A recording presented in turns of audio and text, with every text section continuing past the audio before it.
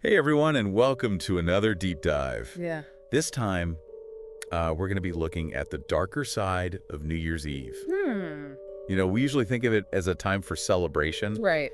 but are there patterns of creepy events that happen on this particular night? You've hit on something interesting there. While we're all busy popping champagne and counting down, Right. there do seem to be some unsettling occurrences that coincide with this time of year. Exactly. So we're going to explore 7 creepy stories Wow. that all happened on New Year's Eve. Okay. Get ready for some chills, All right. because these are pretty spooky. I think you'll be surprised by the variety we have here. Yeah. From ghosts to unexplained events and even some true crime. All right, well, let's kick things off with a story that takes us back to the Roaring '20s. Okay.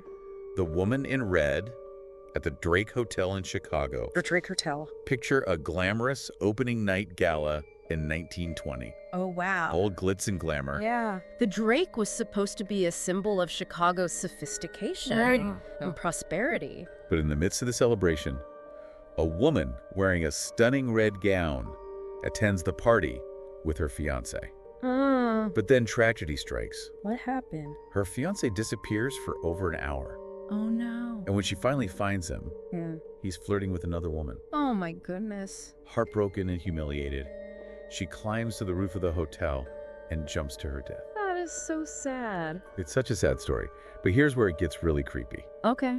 Ever since that night, guests at the Drake have reported seeing her apparition still wearing that red gown in different parts of the hotel. There have been sightings in the Gold Coast Room, the Palm Court, and even on the 10th floor. And some guests have even claimed to hear her cries echoing through those same areas, especially on the roof. It's believed that traumatic events can imprint themselves on a location, Yeah. leaving behind traces of the emotional energy. So that tragic event might have left some sort of residue, making her presence felt even all these years later. It's a possibility. Wow.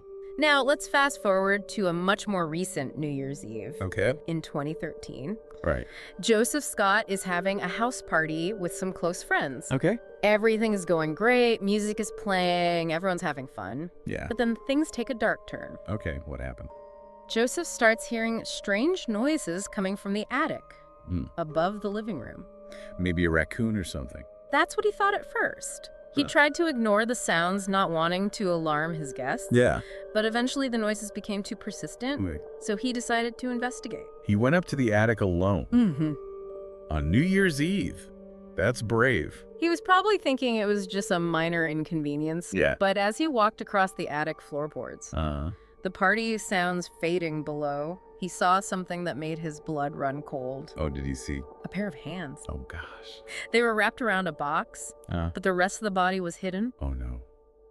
This is getting scary. What did he do? Joseph, thinking it might be a raccoon or something, called out. Oh, no. And that's when a head popped up from behind the box. Don't tell me it wasn't a raccoon. You got it. Oh, my God. It was a middle-aged man looking angry and completely out of place. Yikes. That's terrifying. What happened next? They both freaked out. Yeah. Joseph ran out of the attic yelling for his friends. Yeah. They managed to block the attic door while they called the police. This is like a scene from a horror movie. What did the police find? When they arrived, they removed the man from the attic. Yeah. He was unarmed and claimed he just wandered into the party. What? But come on, who just wanders into someone's attic during a party? Right. He was definitely up to no good. Yeah. It makes you wonder what his true intentions were. It's definitely a party crashing scenario taken to a whole new level. This story makes you think twice about checking those strange noises.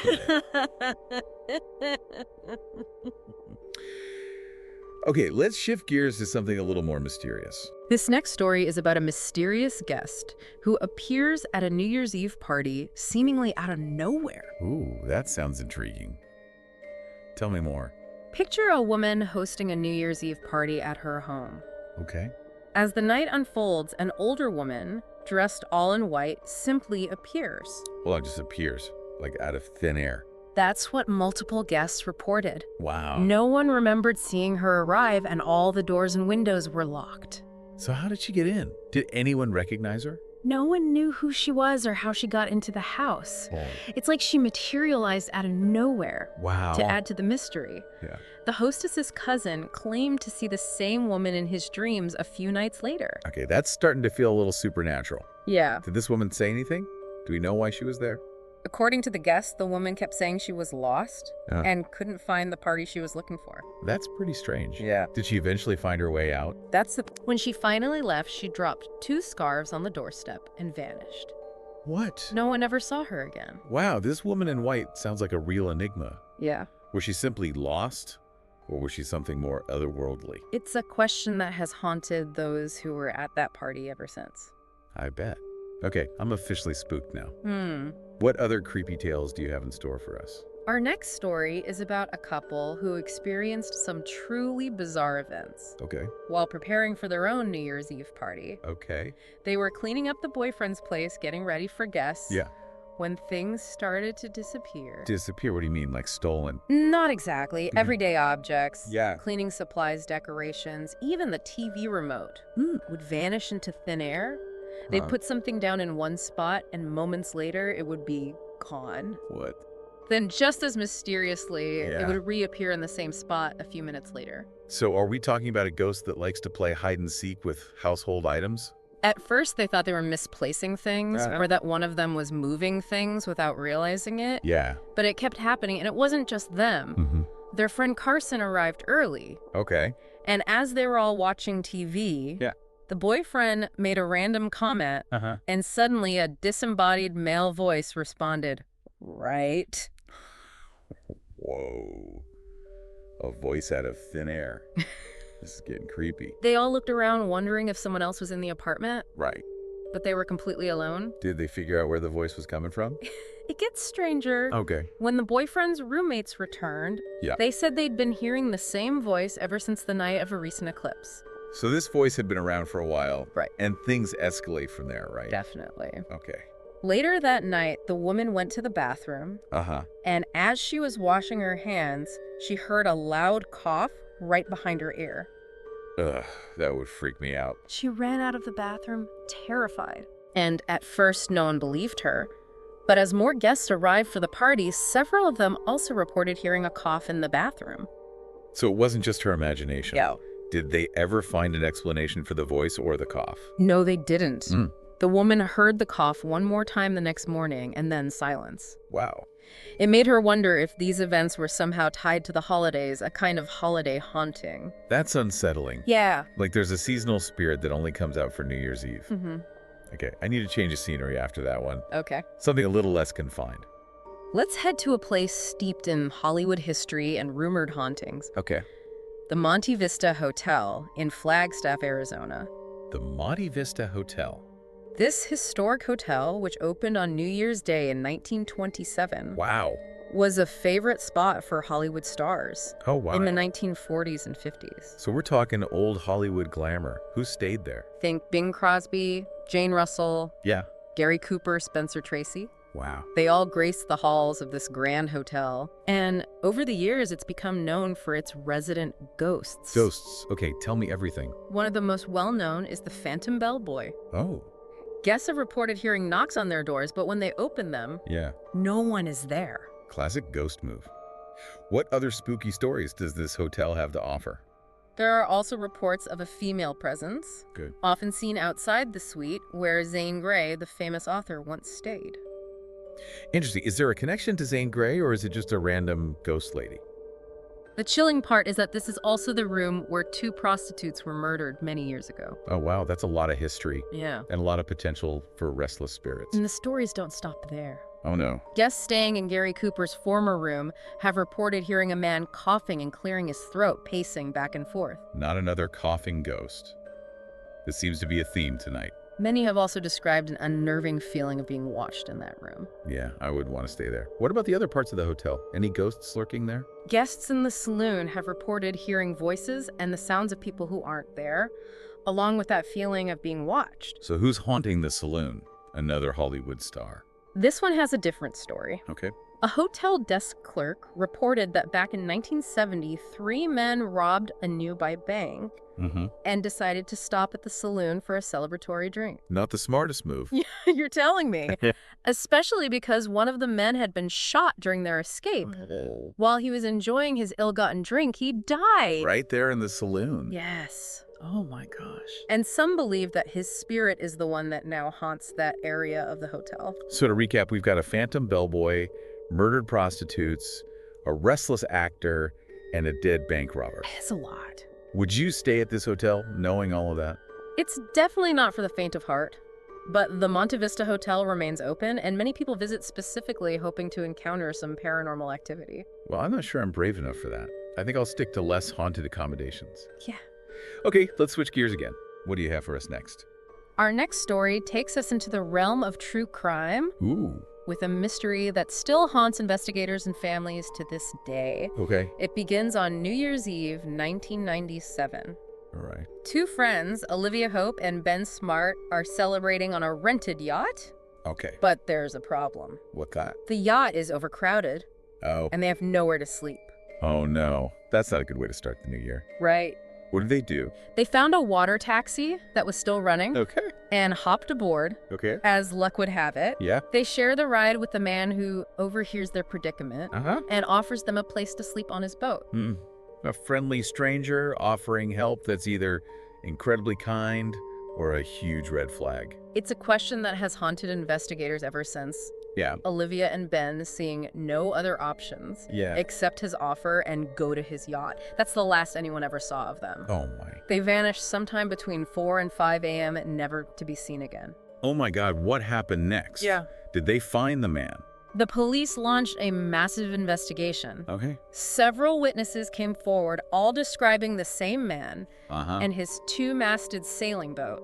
So they found him right. What happened? Yes, but here's where it gets complicated. What happened? Instead of focusing on the man described by the witnesses, Yeah. the investigation shifted to another suspect, Really? a man named Scott Watson who owned a smaller boat. Wait, what? Why would they do that? That's a question that has fueled debate and speculation for decades. Wow. Watson was eventually convicted of the murders of Olivia and Ben. Oh my. But even today, many believe he is innocent Wow. and that the real killer is still out there. So even though someone is behind bars, the mystery of what truly happened to Olivia and Ben remains unsolved. Exactly. Wow. This case continues to haunt those involved, leaving behind more questions than answers. Yeah. It's a stark reminder that sometimes, even amidst the New Year celebrations, darkness can be lurking in the shadows. Okay, after that story, I definitely need something lighter. What else have you found? Let's head to the wilderness. Oh, Our next story takes place in Acadia National Park in Maine, all right. where a group of friends went on a New Year's Eve camping trip. Okay. That turned into a terrifying ordeal. All right, let's hear it. Tell me everything. It was New Year's Eve 2017. Okay. 6 friends, excited for their camping adventure, Yeah. set up camp on a riverbank in the park.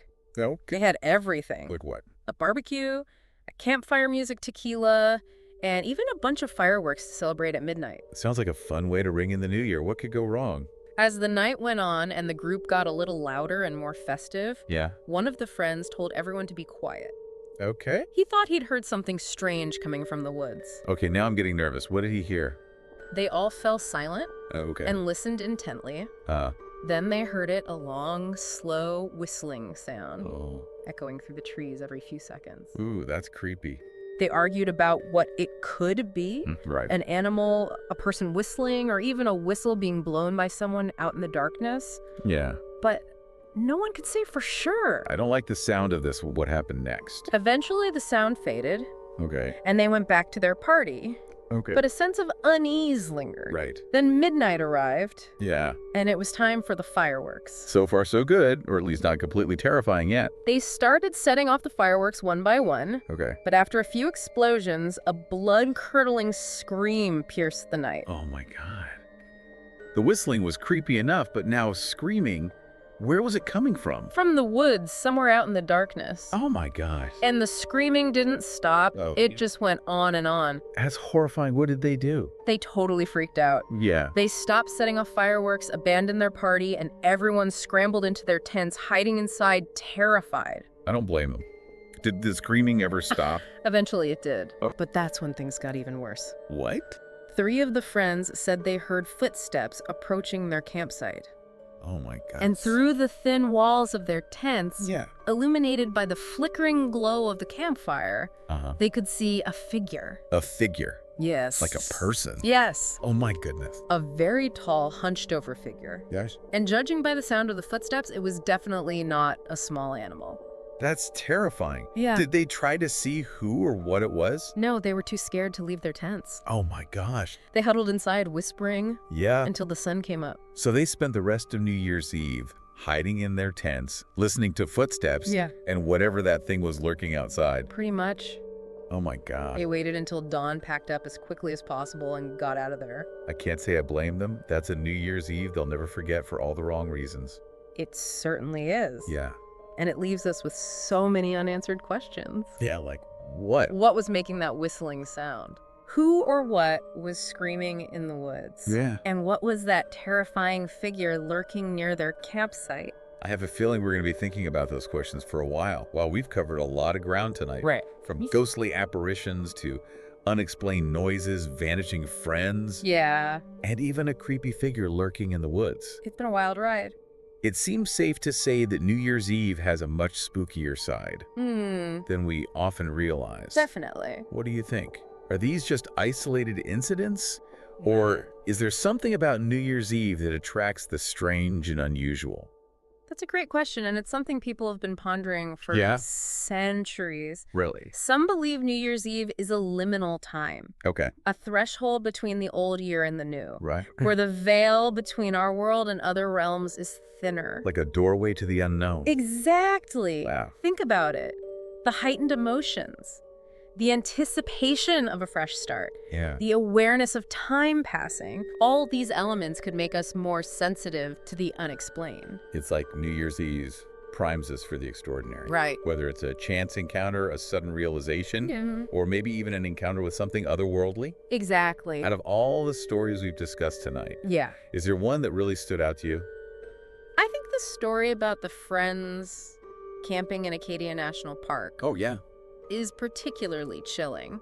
Yeah. That whistling sound, the blood-curdling screams, the shadowy figure, it sends shivers down my spine. Right. Just thinking about it. I agree that one was definitely unsettling. Yeah. It makes you wonder what was out there in those woods Right. and if it was connected to the holiday itself. Yeah, that's a good question. What about you? Did any particular story resonate with you? Honestly, the story of Olivia and Ben really stuck with me. Oh, yeah. A night of celebration turning into a tragic mystery. Right. It's a stark reminder that even during the most festive times, darkness can be lurking nearby. That's very true. What about you? Which story resonated most with you? For me, it was the woman in red at the Drake Hotel. Oh, yeah. It's such a tragic story. Yeah. And the fact that people still report seeing her apparition all these years later is just chilling. I agree. It makes you think about the lasting impact of trauma Yeah. and how it might linger in certain places. Hmm. What do you think? I agree. It's fascinating and a little bit frightening to think about how certain events can leave an imprint on a location, Yeah. even long after they've occurred. Well, after this deep dive, I'm definitely going to be a little more aware of my surroundings on New Year's Eve. I might even think twice about venturing out into the woods. A wise precaution. As we step into the new year, let's remember to approach the unknown Okay. with both curiosity and caution. Right. Who knows what unexpected guests or experiences might be waiting for us just around the corner. On that note, dear listener, we want to thank you for joining us on this deep dive into the creepy side of New Year's Eve. Yes, thank you for listening. We hope you enjoyed it. Until next time, stay curious, stay safe, Yeah. and keep those lights on. You never know what might be lurking out there in the dark. And don't forget to subscribe and like this video to help us grow the channel. Please. And so you can see more interesting videos like this every week. Thanks for listening, and Happy New Year.